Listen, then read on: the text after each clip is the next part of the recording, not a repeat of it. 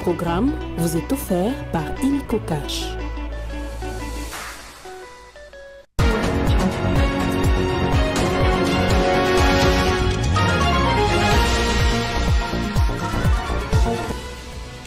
La Cour d'appel de Bruxelles a condamné l'État belge pour le placement forcé dans des orphelinats de 5 fillettes métisses au Congo avant l'indépendance de 1960, estimant que cet acte constitue un crime contre l'humanité.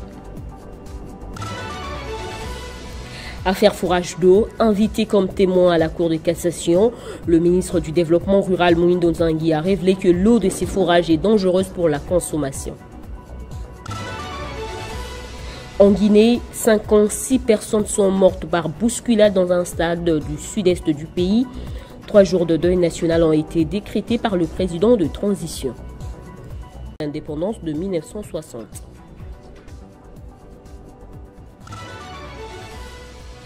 Affaire fourrage d'eau, invité comme témoin à la Cour de cassation, le ministre du Développement rural Moïndo Nzangi a révélé que l'eau de ces fourrages est dangereuse pour la consommation.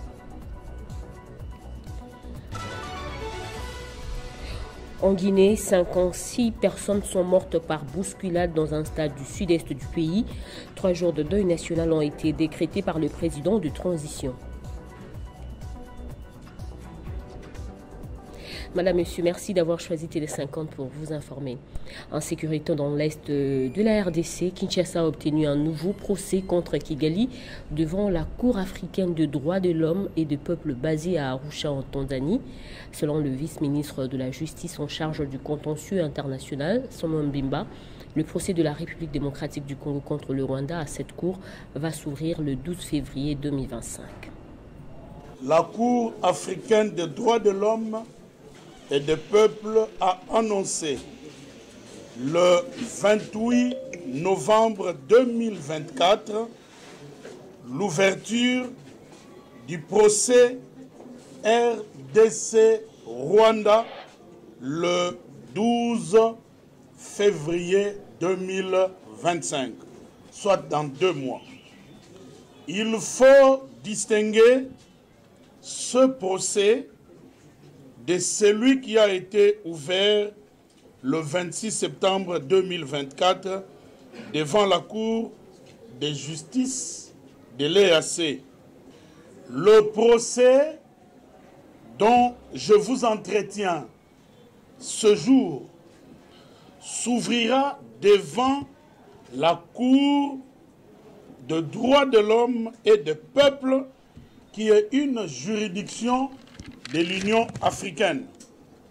Ce procès fait partie des initiatives judiciaires internationales concrètes, conçues, diligentées par son Excellence, Monsieur le Président de la République, Félix Antoine Tshisekedi Tshilombo, depuis des décennies d'agression de notre pays, le pillage de nos minéraux, le viol de nos enfants et nos femmes et le massacre de nos populations, jamais le Rwanda et Paul Kagame n'ont été poursuivis en justice à travers des procès réels à tous les niveaux comme on le voit maintenant.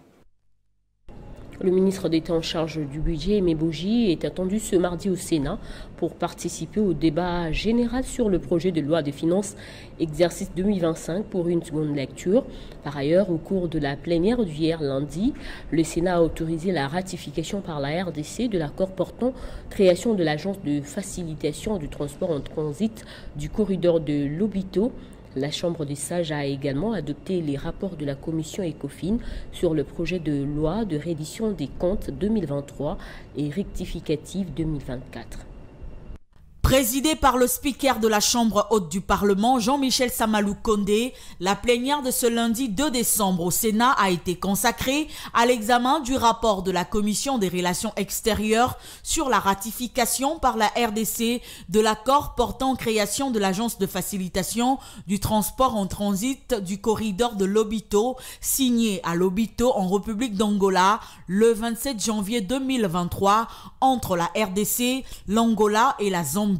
La Chambre des sages a également examiné les rapports de l'ECOFIN sur la reddition des comptes 2023 et sur la loi des finances rectificatives 2024. Dans l'ensemble, 75 sénateurs ont pris part au vote. Pour ce qui est de la loi portant reddition des comptes de l'exercice 2023, 73 ont voté pour et 2 se sont abstenus. Le même décompte a été observé pour les 2 autres projets de loi, soit la loi des finances rectificatives 2024 et la loi autorisant la ratification par la RDC de l'accord portant création de l'Agence de facilitation du transport en transit du corridor de Lobito. Pour rappel, le projet de loi portant autorisation de la ratification par la RDC de l'accord portant création de l'Agence de facilitation du transport en transit du corridor de Lobito a été présenté à la Chambre haute du Parlement, puis confié à la Commission Relations extérieures pour un examen approfondi. Les membres de cette commission, dirigée par le sénateur Lutundula Apala, qui en a donné l'économie des conclusions de leur étude, estiment que la RDC peut ratifier cet accord en raison de l'importance stratégique du dit corridor pour l'économie de la RDC et de la politique d'ouverture économique basée sur un partenariat gagnant-gagnant tel que prôné par le chef de l'État Félix Tshisekedi. On ne peut pas continuer à exécuter un contrat surfacturé 10 fois plus que la norme. C'est ce qu'a déclaré Moïse Nzangi, ministre du Développement rural, invité à comparaître comme témoin dans l'affaire de construction de forages et installation de lampadaires. L'inspection générale de finances a quant à elle confirmé les irrégularités alors que Nicolas Kazadi, absent du pays, a sollicité le report de son audition devant la Cour de cassation. Le procès sur la surfacturation dans l'achat des lampadaires et forages s'est poursuivi devant la Cour de cassation. L'audience était consacrée à l'audition des témoins. Invité par la justice, le ministre du Développement rural Moïse Nzangi a affirmé que le contrat liant l'entreprise Stever Construct à l'État prévoyait des coûts 10 fois supérieurs à la normale. Moïse Nzangi a déploré la mauvaise qualité d'eau produite par des forages, appelant à l'annulation du contrat. Je viens de montrer que le contrat prévoyait que la première phase soit préfinancée totalement par Mike Kassenga avant d'être payé sur facture, mais qu'il a été pratiquement payé presque en entièreté avant même d'exécuter le contrat. Ici, il s'agit de la gestion rationnelle des fonds de l'État. 71 millions de dollars américains pris par un investisseur pour exécuter des choses dans lesquelles des rapports nous démontrent que jusqu'à présent, en tout cas, on n'a même pas franchi les 6 et 4 millions.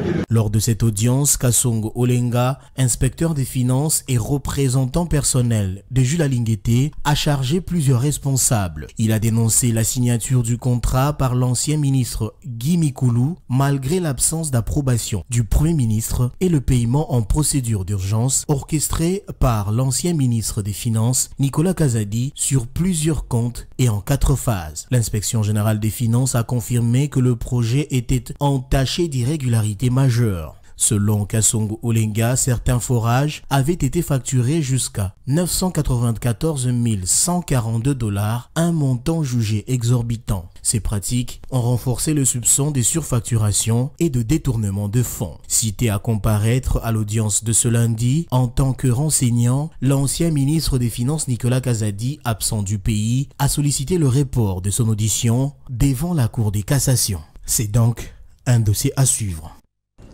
La Cour d'appel de Bruxelles a condamné l'État belge pour le placement forcé dans des orphelinats de 5 fillettes métisses au Congo avant l'indépendance de 1960, estimant que leur enlèvement à leur mère constituait un crime contre l'humanité. Le verdict est tombé hier lundi à la grande satisfaction des concernés.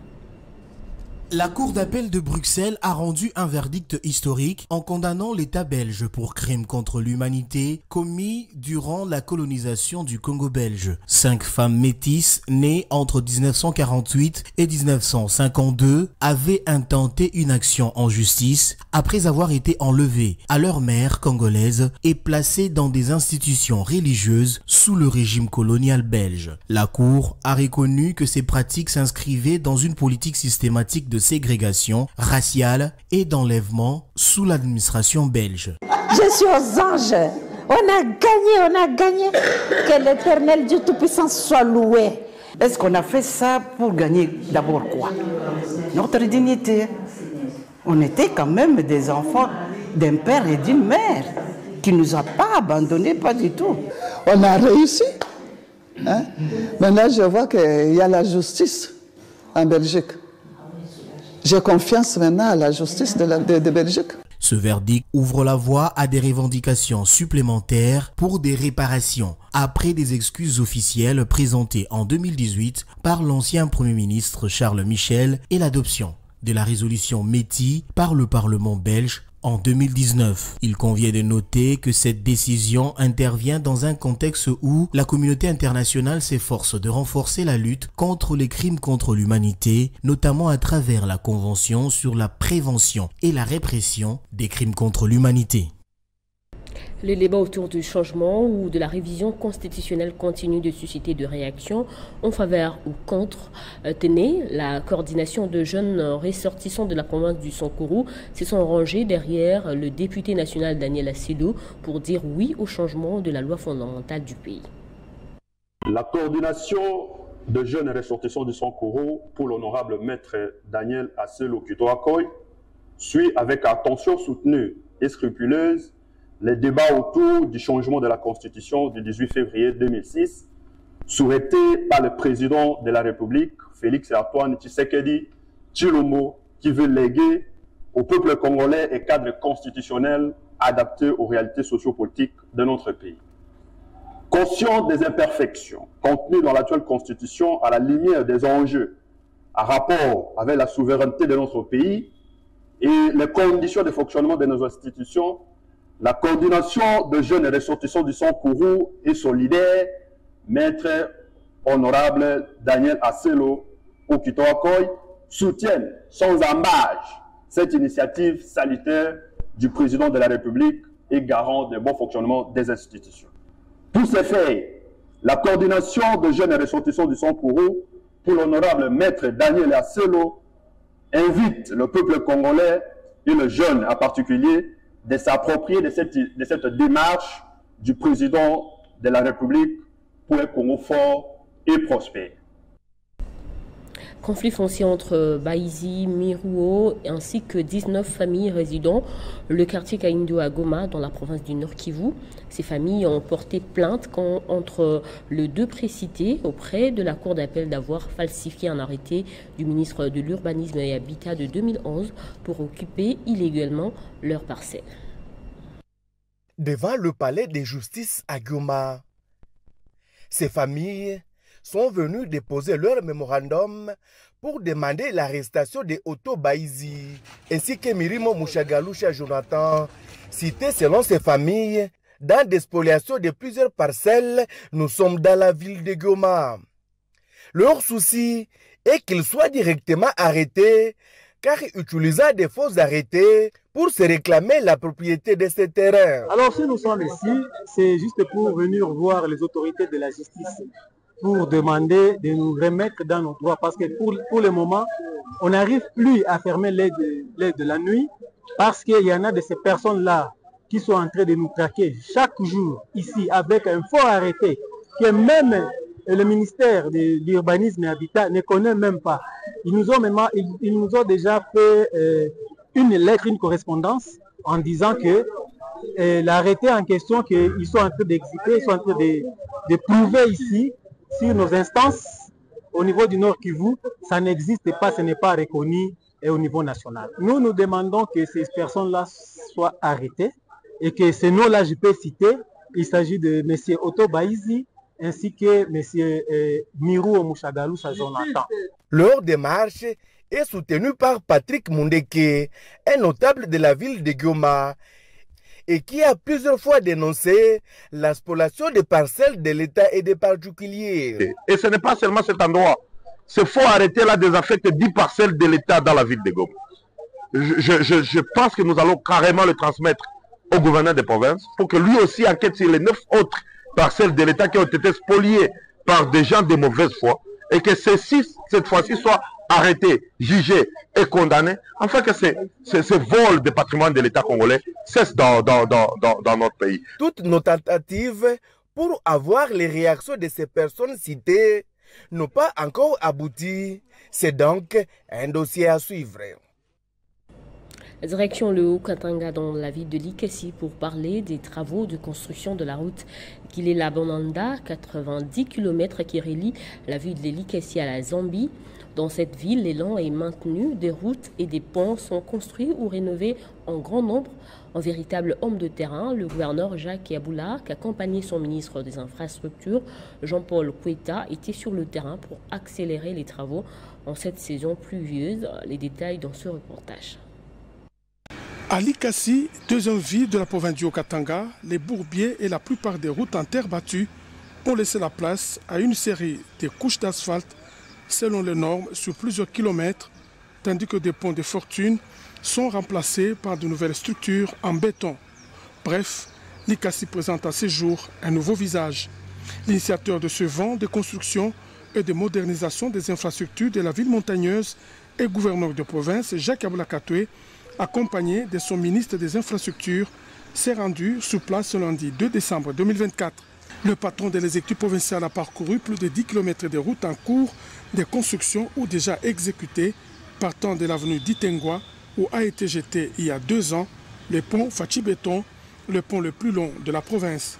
Sur l'avenue Sampoué, au quartier Mission, les constructions anarchiques n'ont pas empêché d'asphalter les 2 parties accessibles et le gouverneur n'a pas manqué de sensibiliser les habitants sur les bien fondés de l'opération de démolition des maisons construites sur les emprises de l'État. Le message du gouverneur, bien capté par les riverains. Sur la boucle Chitourou, le numéro 1 du Haut-Katanga a amené l'entrepreneur sur place pour envisager la construction de 4 autres avenues. Sur la boucle Golfe, l'avenue de l'Hippodrome est complètement construite en neuf. Cette route sera la deuxième après la route de contournement à désenclaver le centre-ville de Likasi car elle débouche sur la route Kolwezi en passant par d'autres avenues dans la périphérie de la ville, toutes déjà asphaltées. Jacques Yaboula Katoué a aussi visité l'avenue Rideau Bleu où s'effectuent les travaux de terrassement. La population de Likasi n'a pas manqué d'encourager le gouverneur de province pour ses réalisations, que ce soit au centre-ville comme dans la périphérie. Les empreintes de Jacques Yaboula Katoué sont visibles partout dans l'ex-Jadoville. Et le vice-gouverneur de la province du Haut-Lomami a présidé une réunion mixte avec l'Office des routes, l'Agence congolaise de grands travaux et l'Office de voirie et drainage. Au centre des discussions, l'avancement et la qualité de travaux des constructions de caniveaux dans cette province. Après la réunion, le vice-gouverneur et sa suite ont effectué une visite sur le chantier en vue de s'imprégner de l'état d'avancement. Tabler sur la qualité et l'avancement des travaux de construction des caniveaux qui s'effectuent sur la route nationale numéro 1, axe Kamina-Luena. Tel est l'objectif de la réunion mixte qu'a présidé l'honorable Mwenzo Akadilo Rosen avec l'Agence congolaise des grands travaux, l'Office des routes, l'Office de voirie et drainage, la mission des contrôles la congolaise, assistée par le ministre provincial des infrastructures, Venas Mutombongo Yuanshimba. Du choc des idées jaillit la lumière. Les vice-gouverneurs et sa suite ont décidé d'effectuer une descente sur terrain, question de faire les constats. L'autorité provinciale a commencé sa visite par l'avenue Malunga sous les explications des ingénieurs à pied d'œuvre. Ici, le vice-gouverneur Rosenoa Kadilo a fait les constats selon lesquels la route est trop rétrécie. Il a poursuivi sa visite sur la route Lubumbashi où le même constat a été fait. L'autorité provinciale Rosenoa Kadilo n'approuve pas la qualité des travaux suite aux explications reçues. Le constat, effectivement, il est amer, en ce sens que les routes qui sont en train d'être faites à partir de la partie ici de la ville ne respectent pas les normes. Nous avons vu un caniveau par notre derrière qui était excentré, mais qui maintenant est en train de réduire la route, ce qui n'est pas normal. Signalons que ces travaux de la modernisation de la route nationale numéro 1 sont exécutés par l'entreprise CRECNEF sous le contrôle de l'Agence congolaise des grands travaux financée par le gouvernement congolais. Voilà pourquoi le vice-gouverneur honorable Rosen Wakadilo veut que les travaux respectent les normes routières, vu que cette route est d'intérêt capital. Après sa visite, l'autorité provinciale a regagné son bureau pour d'autres fins.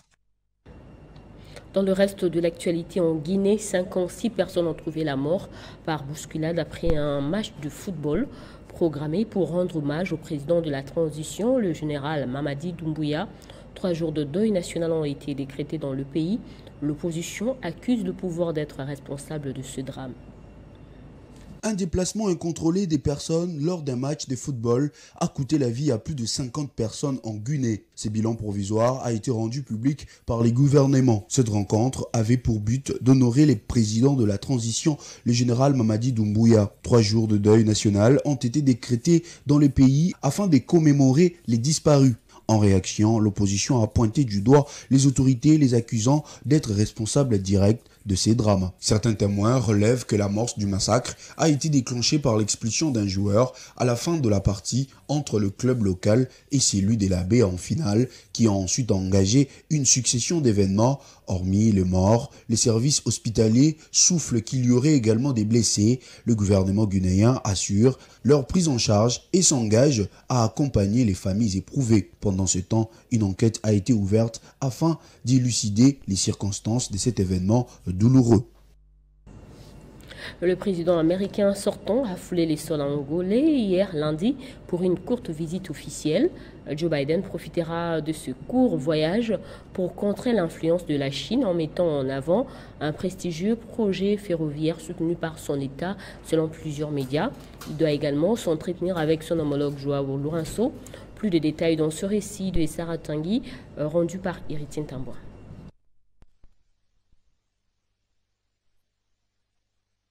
Le lundi 2 décembre marque sans doute les débuts d'une visite historique des 2 jours du président Joe Biden en Angola, un déplacement longtemps attendu et plusieurs fois reporté.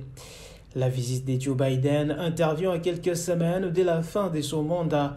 Pour des raisons de sécurité liées notamment à cette visite d'importance capitale pour les 2 nations, les médias rapportent que les autorités angolaises ont décrété 2 jours fériés, un séjour qui va de ces 3 au 4 décembre courant.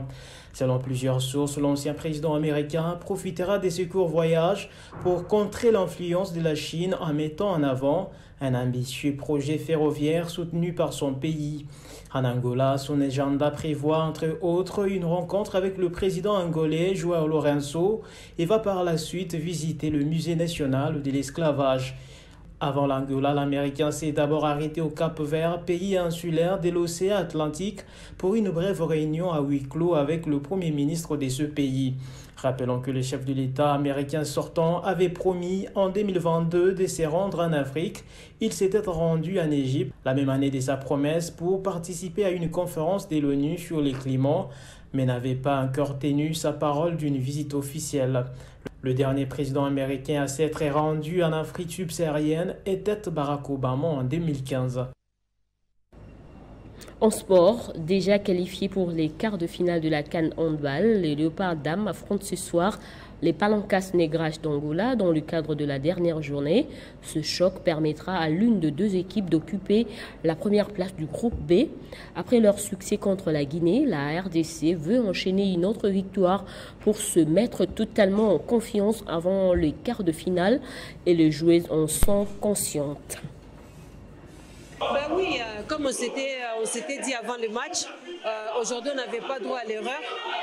On savait que c'était un match très très capital pour la qualif de quart de finale.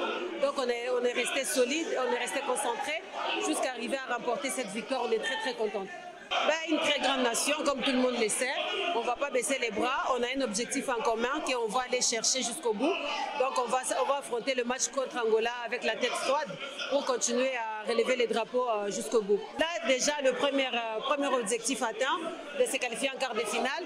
Maintenant on va aller jusqu'au deuxième projet pour arriver à réaliser notre rêve, quoi. Nazangi maloba, naza makasi, eza musala collectif. Musala collectif est ça, ba prime individuel. Na singa merci na support. Ya ba support na biso. C'est ça bolim salinga na ngai za ya otenga mame. Na sepel mi todo beta na mboka na biso. Ça là match très important pour gagner. Continuer au travail. Place au rappel des titres. La Cour d'appel de Bruxelles a condamné l'État belge pour le placement forcé dans des orphelinats de 5 fillettes métisses au Congo avant l'indépendance de 1960, estimant que cet acte constitue un crime contre l'humanité. Affaire fourrage d'eau, invité comme témoin à la Cour de cassation, le ministre du Développement rural, Mouindo Nzangi, a révélé que l'eau de ces fourrages est dangereuse pour la consommation. En Guinée, 56 personnes sont mortes par bousculade dans un stade du sud-est du pays. 3 jours de deuil national ont été décrétés par le président de transition. La lecture transversale de journaux parus ce mardi, c'est avec Héritier Tambois qui va nous rejoindre dans un instant.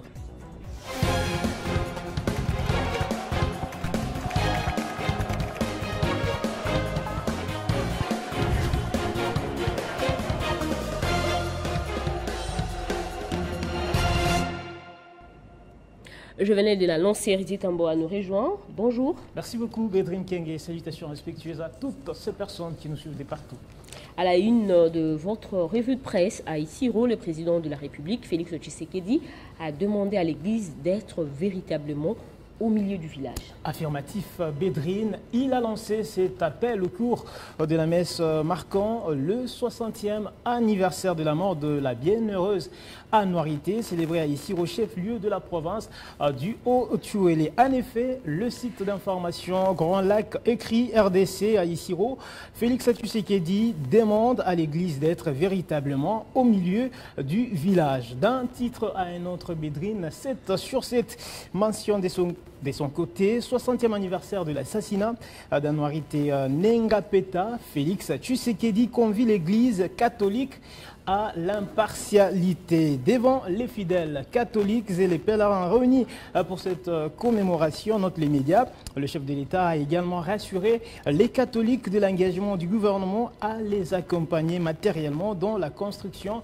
du sanctuaire Anouarité. S'adressant particulièrement aux jeunes, médias pro rapportent pour sa part que le président de la République a affirmé que la situation actuelle du pays est semblable à celle qui a conduit au martyre de la bienheureuse Anouarité il y a 60 ans. Selon Média Pro, cette célébration a été un moment de recueillement, Bédrine, et de réflexion pour la population d'Isiro et de la région environnante. Elle a également permis d'adresser des messages forts tant à l'Église qu'à la jeunesse pour contribuer à la construction d'une société plus juste. Et d'une visite à l'autre, cette fois on prend la visite du président sortant américain Joe Biden en Angola. Joao Lourenço décrète 2 jours fériés pour des raisons de sécurité. D'ailleurs, je l'ai suivi dans votre journal, Bédrine Kenge. Pour des raisons de sécurité, les autorités locales ont décrété 2 jours fériés, les temps de la visite du président américain qui prononcera, selon Jeune Afrique, un discours au Musée national de l'esclavage avant de se rendre à l'hôpital pour vanter l'investissement emblématique de sa présidence en Afrique. Pour le média L'Orient, le jour, qui titre « Arrivée de Joe Biden en Angola pour sa première et seule visite sur le continent africain ». Ce voyage de 2 jours se veut une affirmation des ambitions des États-Unis en Afrique face aux investissements géants de la Chine. Le président américain doit s'entretenir ce mardi à Londres avec son homologue Joe João Lourenço est prononcé en discours dans la capitale de cette ancienne colonie portugaise qui borde l'océan Atlantique. À ce même sujet, Bédrine, le site d'information Les Points s'interroge en titrant « Joe Biden en Angola, une visite pour rien ». J'en termine là-dessus. À en croire Les Points, Bédrine, c'est un symbole fort, stratégiquement et symboliquement chargé. Cet événement représente la première visite d'un président américain en Afrique depuis celle de Barack Obama en 2015. Nos confrères indiquent que ces déplacements interviennent alors que les relations entre les États-Unis et l'Afrique demeurent caractérisées par des grandes promesses non tenues depuis l'ère Obama, exposant les lacunes structurelles de la politique américaine sur les continents. Voilà qui m'a fait notre revue des presses de ce mardi, Bédrine Kenge. Merci Héritier pour toutes ces précisions. Je vous en prie. Et c'est par ici que se termine cette édition. Merci de votre fidélité.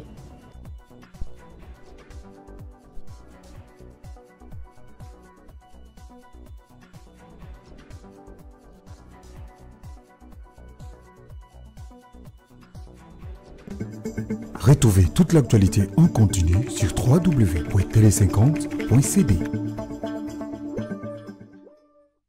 Ce programme vous a été offert par Illico Cash.